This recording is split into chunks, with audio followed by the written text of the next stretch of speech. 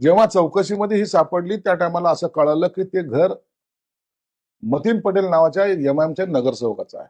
एकीकडे जेव्हा त्यांना विचारलं जातं मग हे घर कुणाचं आहे ते आता माहित नाही.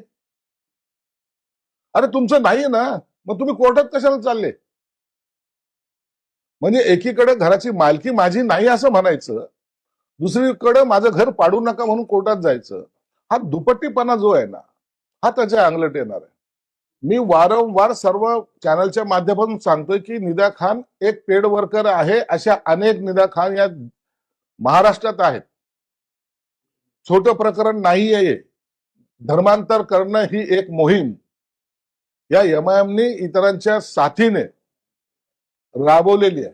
लव्ह जिहाद असेल, धर्मांतर असेल किंवा ड्रग्सचा सप्लाय असेल, या सगळ्या प्रकरणाचे सूत्रधार इम्तियाज जलील आणि त्यांचा ग्रुप गँग ही आहे.